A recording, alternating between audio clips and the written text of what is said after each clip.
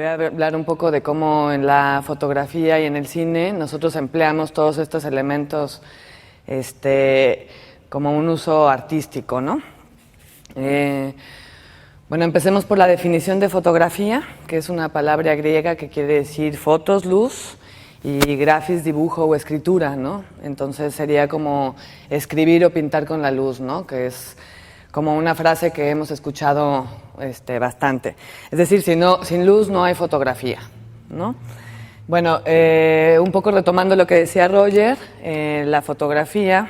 No me voy a ir a la historia de la fotografía porque sería así como abarcar bastante, pero bueno, tenemos ahí afuera unas cámaras oscuras que nos hicieron ahí el favor de hacer, que podemos verla, que era el principio de la foto, una entrada de luz por un orificio que proyectaba la imagen a una pared blanca, ¿no? Pero les voy a hablar un poco, ahí sí estaba como, del soporte de la fotografía primero y cómo es el uso de una cámara fotográfica, ¿no? Bueno, las cámaras, o sea, para sacar una imagen o una foto necesitamos un soporte, que puede ser la película, que es el celuloide, que se usaba antes, o los sensores ahorita en la modernidad, y la cámara, que es el aparato que a través de él vamos a poder registrar la imagen, ¿no? Les traía aquí un rollo de película ya revelado para aquellos que no conocieron el celuloide, que es el material que se utiliza, pero yo creo que por allá, por lo menos mis alumnos de prepa, nunca lo habían visto. Entonces, esto es a lo que se llama celuloide, es el mismo material que se usa en la foto fija que para el cine, nada más que, bueno, su funcionamiento dentro de la cámara es diferente. Pero, bueno, es esto. Se los presentaba. Para hacer la captación de una imagen necesitamos 3 elementos. Para la foto fija, más adelante voy a hablar un poco del cine, pero me regreso un poquito a la foto fija, que es el ISO, que es la sensibilidad de la película, la velocidad y el diafragma. El ISO, que no sé si ustedes lo ven en sus cámaras digitales y lo veíamos antes en las películas, que era ISO 100, 200, 400, 600, 1600, etcétera.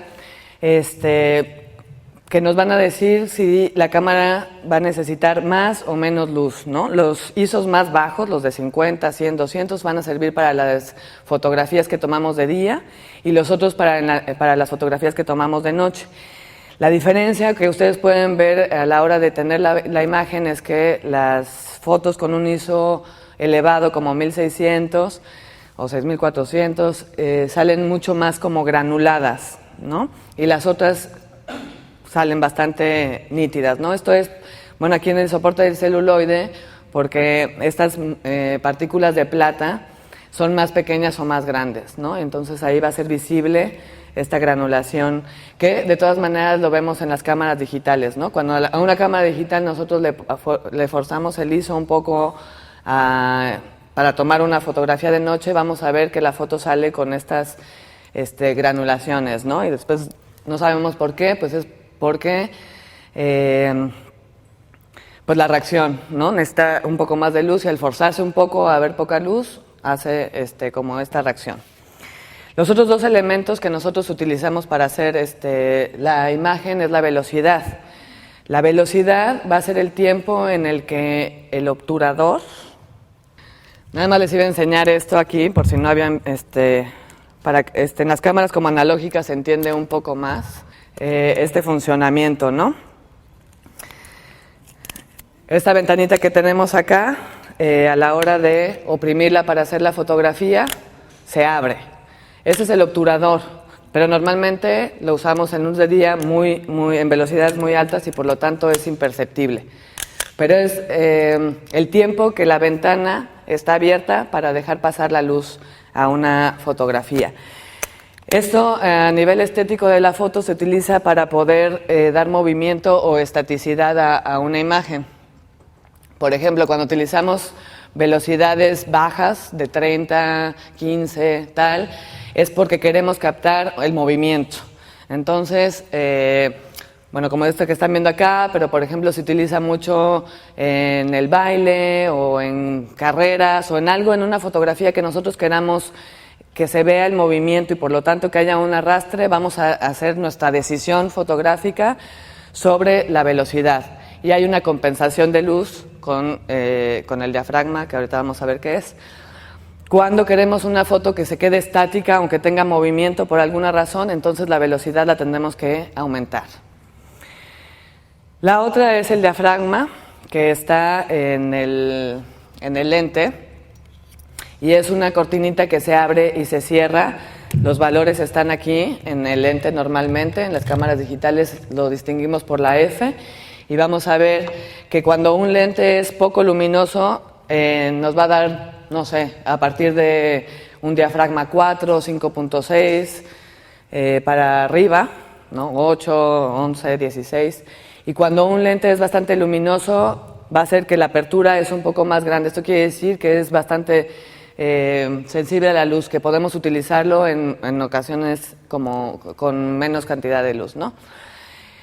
Este diafragma, la decisión estética es para darnos profundidad de campo, ¿no? Un diafragma más abierto, que sería un 1.4, nos da menos profundidad de campo. Esto quiere decir que los objetos en primer plano van a estar bien enfocados y lo de atrás no, y los más cerrados, como el diafragma 22, será al revés, ¿no? Como aquí. O sea, esto puede ser un diafragma 22 donde tenemos los dos objetos que están en foco completamente, ¿no? Ahí, por ejemplo, se utiliza mucho esto para la fotografía de paisaje o cuando queremos que narrativamente darle la misma importancia a todas las capas, ¿no? Que están a profundidad. Pero si queremos resaltar algo, entonces vamos a abrir un poco el diafragma y vamos a obtener esto, que el objeto que queremos identificar va a estar en foco y todo lo demás lo vamos a tener desenfocado. Estos tres elementos son lo que nosotros vamos a tomar como decisión estética en la fotografía, ¿no? A esto se le suma pues a dónde queremos exponer.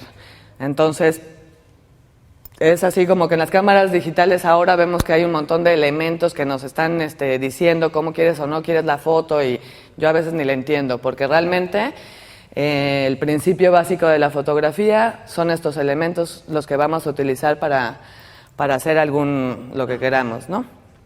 Y bueno, pues los fotógrafos es lo que utilizaban, ¿no? Aquí tenemos algunos ejemplos, ¿no? De fotografías, ¿no? Profundidad de campo, cuando se quiere. Bueno, Bresson, que hablaba del momento decisivo, esto es un poco para poder tener pues justamente este manejo de la velocidad. Yo creo que aquí en estas fotos, por ejemplo, de sacarlas de otra manera, de tener un poco más de velocidad, no hubieran salido de la misma manera, ¿no?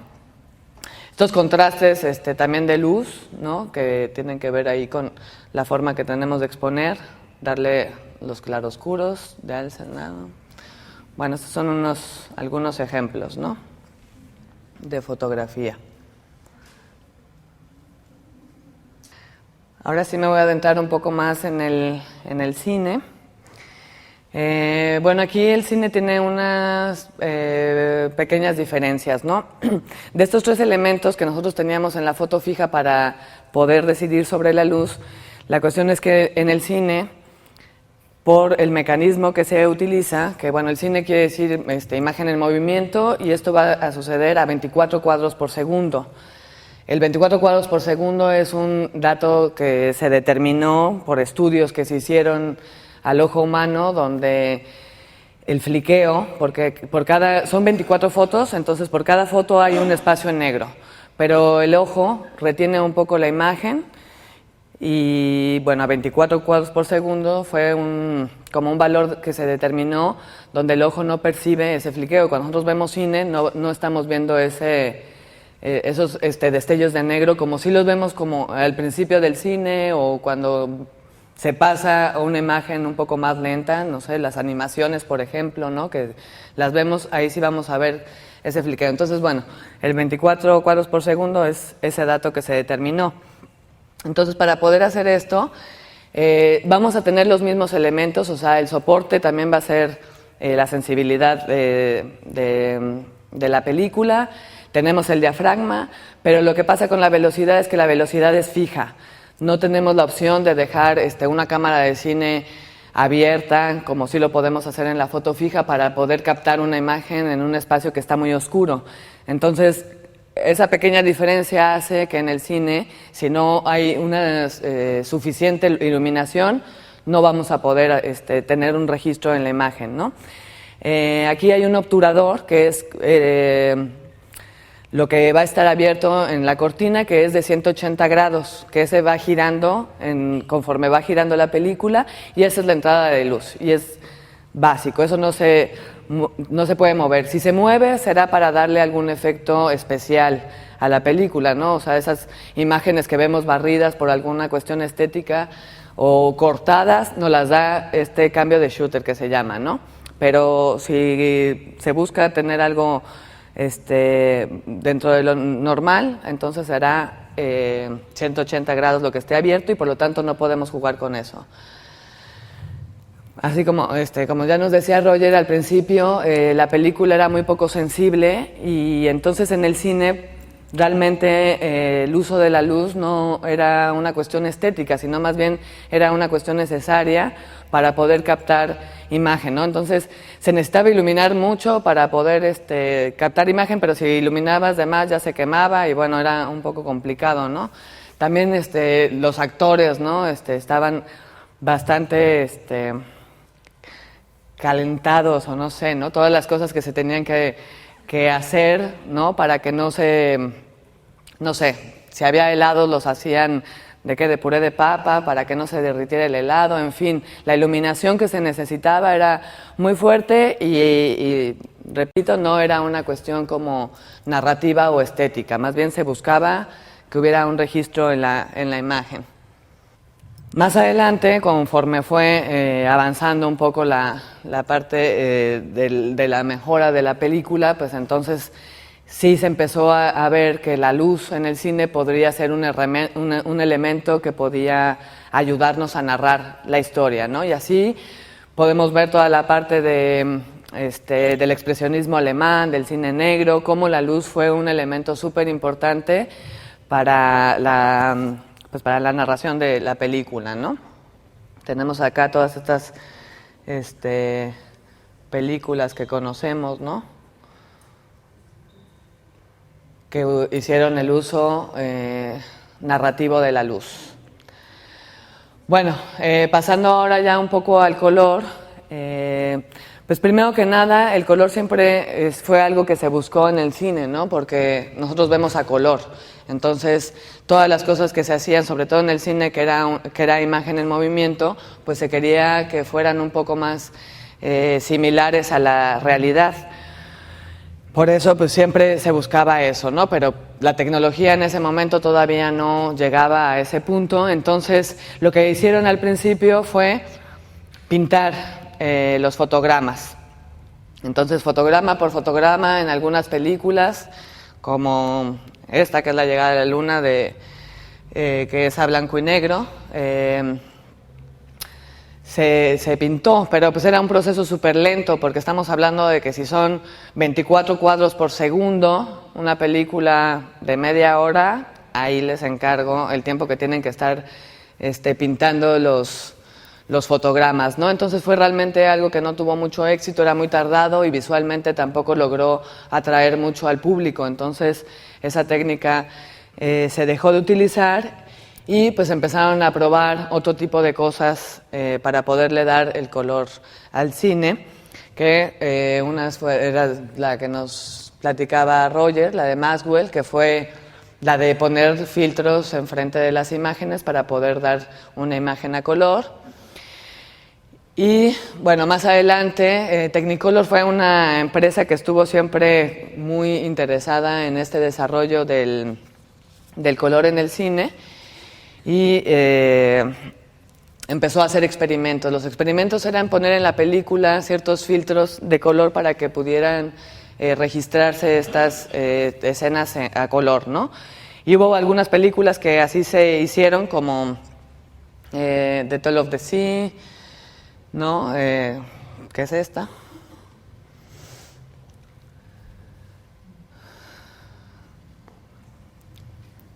El fantasma. Todas estas también están a blanco y negro, las películas, ¿no? Pero Becky Sharp. Esto tampoco fue no tuvo mucho éxito, también era un proceso bastante complicado y entonces realmente, y muy caro, muy costoso, y tampoco llegaba a atraer tanto a la gente como para que pudiera costearse. Entonces realmente los productores no les interesaba invertir en una producción de una película a color porque no iba a tener éxito. Al fin se seguían haciendo películas a blanco y negro que eran todavía más baratas, ¿no? Después de todos estos, o sea, todo este principio de estos experimentos a color, como fue al principio lo de la luz, más que nada era como un descubrimiento y una aportación más al cine, pero no llegaba a ser todavía un elemento que utilizaban ellos para la narración de las películas, ¿no? Todavía seguía como en ese nivel donde nada más se buscaba ese salto, pero todavía no significaba realmente algo expresivo o narrativo, ¿no? en la historia como ahora lo vemos, ¿no? Bueno, la Feria de la Vanidad fue la primera película, el primer largometraje que es considerado la primera película a color, ¿no? A partir de esta película, entonces ya después todo lo que vemos en el cine empezó a desarrollarse más en ese sentido. Para la iluminación en el cine, nosotros utilizamos dos fuentes. La luz natural, que es la luz del día, la del sol. También se considera la luz natural las estrellas y la luna. Pero, pues bueno, esas no emiten tanta luz, así es que prácticamente no se utiliza. Pero la luz del sol es súper utilizada. El único problema en el cine, como hay una narrativa constante, en la foto fija pues vemos la luz natural, vemos un momento, se captura y listo, pero en el cine, como es una secuencia de imágenes dentro de una narrativa, dentro de una historia, hay que darle una cierta continuidad a nivel de iluminación. Entonces es muy raro que nosotros veamos una película que esté con sol y después el otro personaje con sombra y después ya se les hizo de noche y es el atardecer y etcétera, ¿no? O sea, porque para la realización de una película, cada toma que nosotros vemos, que la vemos en planos consecutivos, realmente a la hora de la filmación puede llevar 1 hora o 2 horas de diferencia entre un plano y otro, ¿no? Entonces, el control de la luz natural es muy, muy complicado. Hay películas como esta, que es Barry Lyndon, que sí se lograron filmar con luz natural, porque la luz natural también es una luz súper bonita que ninguna lámpara de cine va a poder imitar. Es una luz demasiado grande y muy lejos que logra como abarcar demasiado. Entonces, es una luz muy bella, pero hacer una película con luz natural podría salir muy costosa, ¿no? O es una película con luz natural que se ve espantosa porque tiene estos saltos de luz, o es una película con luz natural que va a salir carísima. Y por lo tanto, prácticamente nadie quiere rodar con luz natural, ¿no? La mayoría de las películas. Pero bueno, sí se han dado los casos. La luz natural es de 5.500 grados Kelvin, como ya lo vimos. La otra iluminación que nosotros utilizamos es la luz artificial para el cine, que puede ser de 5.500 grados Kelvin o 3.200. Las 5.500 son la iluminación de cine que va a imitar la luz del sol. Toda esta la utilizamos justamente para reproducir escenas de día. Casi todas las películas, aunque sean luz de día y nosotros veamos que parece muy natural y que están en un comedor y que es el atardecer, etcétera, etcétera, casi ninguna es real. O sea, casi todas las películas que nosotros veamos, aunque veamos que es la luz del día, seguro hay una lámpara detrás de eso, ¿no? Repito, porque es mucho más fácil controlar esta luz. O sea, sí hay que saber usarla, porque hay que saber en qué posición la pones, qué ángulo, qué es lo que vamos a representar, cómo va a ser la siguiente escena, pero esa no se mueve, ¿no? No se nos va a hacer de noche con la luz artificial. Y la de 3200 es la luz que va a imitar pues toda las lámparas y cualquier luz de interior en una película, ¿no? Todo ese tipo de cosas, ¿no? Son elementos narrativos que se usan en el cine a través de la luz, ¿no? Todas estas cosas, por ejemplo, para que se vea la luz en el cine, siempre tiene que haber polvo. Entonces, es la única manera en la que nosotros marcamos la luz, ¿no? O sea, si nosotros estamos en un cuarto con polvo, vamos a ver que sí se ven estos halos de luz, ¿no? Si no está ese polvo, la luz no se llega a ver. Entonces, todo este tipo de cosas, cuando vemos este tipo de escenas, sí podemos pensar que hubo una intención bastante específica a la hora de colocar esta estética, porque para hacer esto tuvieron que emplear un montón de cosas para poderse marcar la luz, ¿no? No es que la luz entrara por la ventana y así se viera y bueno, quedó, ¿no? Entonces, estos elementos en el cine todo el tiempo nos están narrando una cosa, nos están diciendo algo, nos están provocando una sensación y por eso están ahí colocados. No es casualidad ni nada es gratuito tampoco, ¿no? De las formas que nosotros pensamos la luz en el cine, sobre todo en los personajes que se están, en los personajes de las películas, vamos a decidir sobre el tipo de iluminación que va a tener. Esto es como lo más básico de la iluminación, pero es el principio que nos puede dar la sensación que queremos del personaje, ¿no? Vamos a tener una luz frontal. La luz frontal casi no se usa, pero bueno, es una luz que aplana mucho, sin embargo también quita textura. Entonces de repente, cuando una actriz, por ejemplo, se queja porque el fotógrafo no la sabe iluminar, porque la puso en una mala posición, todo se debe a la luz y a la angulación de la cámara, ¿no? Entonces la luz frontal logra eliminar como toda esta textura. Si alguien quiere quitarse las arrugas y todo eso, cuando se estén tomando un retrato, quieran quitarse las arrugas, vean que la luz está de lado, díganle que no, que se las ponga de frente, porque así se van a evitar ese problema, ¿no? Pero bueno, también es una luz muy plana, quita el volumen, etcétera, ¿no? La luz lateral nos va a dar mucho contraste. Esta iluminación se usa mucho para las películas de misterio un poco, cuando hablamos de la dualidad, etcétera. Es una luz que nos va a marcar, ¿no? Este contraste en el rostro. Podemos tener las luces de cenitales que van arriba, entonces como que todas las sombras bajan, pero para todo esto tenemos que tener como ese cuidado, ¿no? O sea, qué tipo de rostro queremos que se vea o qué tipo de sombra queremos que esté a la hora de que vamos a iluminar una escena. La luz contrapicada, que es la que viene de abajo, la podemos ver en las películas de terror, todas estas luces que vienen de las lámparas o lo que sea, que dan mucho misterio. Esa será una luz que le llaman contrapicada, ¿no? El contraluz es cuando le damos la espalda a la iluminación. Entonces la luz está detrás de nosotros. Aquí el rostro se pierde, esto es como para siluetear, es una como misteriosa, donde nada más vamos a ver el contorno de la persona y dejamos de ver su rostro, ¿no? Eso también ha sido muy utilizado en el cine. A esta iluminación le podemos dar las variaciones que queramos, ¿no? O sea, esto es, digo, lo básico que uno piensa a la hora de iluminar, solamente para marcar la sensación que queremos dar, pero después haces diferentes variantes con esto, ¿no? Y también trabajamos con la intensidad de la luz. Una luz dura es la que nos va a dar las sombras fuertes, marcadas,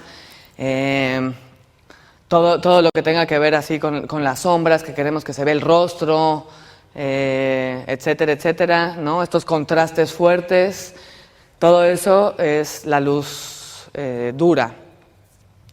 Luego la semidura, que la podemos filtrar, ¿no? La podemos poner con algunos difusores, que sí puede ser todavía una luz directa, pero un poco más suave. Eso va a quitar un poco de contraste al objeto, a la persona, lo que sea.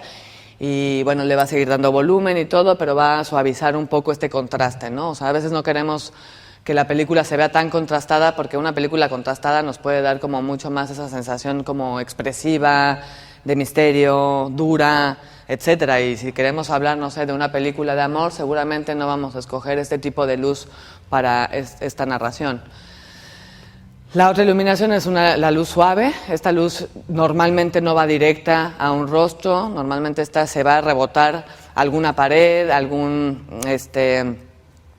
superficie blanca, y entonces es la trayectoria de la luz la que va a iluminar el rostro. Entonces ahí sí se elimina prácticamente las sombras y vamos a seguir conservando el volumen, pero va a ser como muy suavecita y muy agradable, ¿no? O sea, repito, en esas películas donde se busca esa suavidad, normalmente va a ser el tipo de iluminación que decide el fotógrafo. Para esto se han inventado así muchísimos artefactos.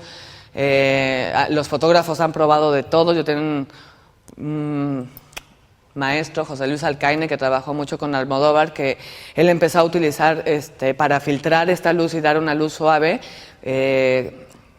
sombrillas, paraguas blancas, ¿no? Él utilizaba y ponía delante de las lámparas esta sombrilla que daba esta difusión, pero bueno, todas se le quemaban y ya los productores tampoco querían saber mucho de su luz suave, que era muy bonita, pero estaba en peligro el set de quemarse, ¿no? Después él inventó una luz, unos tubos de luz que lograban dar esta misma sensación suave. Entonces los fotógrafos siempre están pensando de qué manera van a colocar la iluminación, cómo la suavizan, qué le hacen para poder dar el efecto que ellos que queremos, que no siempre estamos apoyados por un productor o por el director, ¿no? Porque ya es una cuestión como mucho más estética que tenemos, entonces ahí siempre andamos peleando, ¿no? De qué manera lo podemos lograr, pero que sin que llegue a ser un problema para el set o para la misma producción de la película, ¿no? Bueno, eso en cuanto a la luz, ¿no? y los manejos. Ahora, pues con el color, que ya vimos que siempre se buscó a nivel sensación, nosotros trabajamos con una paleta de colores que es la que vamos a utilizar para la realización de la película, dependiendo de lo que queramos narrar. Todo lo que nosotros vamos a hacer a nivel de iluminación o de color tiene que ver con la historia que se está contando, ¿no? Y es la parte artística que nosotros construimos con estos elementos. Entonces, bueno, trabajamos con una paleta de colores, que es como se va a ver la película, ¿no? Normalmente el color en el cine está dividido en algunos puntos, que son los que manejamos, ¿no? El color pictórico es al que llamamos cuando una película va a reproducir alguna pintura o algún cuadro, ¿no? Entonces vamos a agarrar el cuadro o el artista que va a estar basado, ¿no?, en la película, y vamos a intentar imitar la paleta de colores, la luz, etcétera, ¿no? Entonces vamos a buscar cuáles son los elementos, tanto de iluminación como toda la escenografía, los vestuarios y tal, para poder dar esa sensación que cuando la veamos nos recuerde a ese pintor, ¿no? Esta película, por ejemplo, La mujer con el arete de perla, cuando tú ves todas las imágenes de la película parecen cuadros, ¿no? Una repetición de los cuadros que... el color histórico es el color que nosotros vamos a utilizar para representar una determinada época, ¿no? Entonces, ¿de qué época queremos hablar? Nos vamos a la investigación, qué colores tenían, etcétera, y en eso nos vamos a basar para hacer la representación de nuestros cuadros, ¿no? El color simbólico va a ser aquel que nosotros utilicemos cuando queramos resaltar una cosa en específico o dar a entender algún punto, ¿no? Eso, pues bueno, sí se ha usado mucho en el cine y no se puede representar un hecho histórico como ¿no? Que esta es la lista de Schindler que tenía el abrigo rojo y de repente no entendían. Bueno, a esto se le llama el color simbólico, ¿no? O sea, ¿qué querrá decir que esta película toda blanco y negro solamente tenga estos elementos a color, ¿no? Entonces ahí nos empieza a señalar el director como estos puntos a los que hay que prestar atención. O sea, cuando nosotros vemos esto es para guiarnos sobre algo que nos quieren decir o hablar. Repito, nada de lo que nosotros vemos en el cine es gratuito, nada es casualidad. Cualquier cosa que nosotros veamos, tanto los colores, la iluminación, los objetos que están ahí, nos están narrando algo, ¿no? Si vemos una película y la detenemos en algún momento y nos ponemos a analizar todos esos elementos, vamos a descubrir que cada uno de esos elementos nos quieren decir algo, ¿no? Y quizá podamos ver mucho más allá de la simple, bueno, no la simple, ¿no? Pero de la historia que nos están contando, ¿no? Siempre nos van a estar poniendo ahí cosas que nos den más, ¿no? O sea, y bueno, es un ejercicio interesante, ¿no? El color psicológico, a esto le llaman a los colores que nosotros utilizamos para dar una sensación, darle sensación al espectador, ¿no? Y normalmente pues tenemos dentro de esta paleta, ¿no?, que hemos visto, pues todos los verdes, violetas, azules, que nos dan una sensación de frialdad, como de lo temeroso, etcétera, ¿no? En cambio, los colores más cálidos, los amarillos, los rojos, los naranjas, son colores que exaltan un poco más, ¿no? O sea, dan, sí, alteran un poco, ¿no? Cuando vemos así películas con rojos y tal, normalmente no es para estar muy tranquilos o muy contemplativos con la película. Y bueno, ahí quería mencionar este director de fotografía que se llama Vittorio Storaro, que él tiene unos estudios súper profundos de la luz y el color, ¿no? Tiene un libro llamado Escribiendo con la luz, y él, para todos los que les interese este tema, tiene pues un estudio súper detallado. De hecho también se hizo un documental sobre esto, de Escribiendo con la luz, y él ahí explica toda una teoría del uso de la luz y el color en el cine, que además él mismo lo utiliza en todas pues, sus películas, ¿no?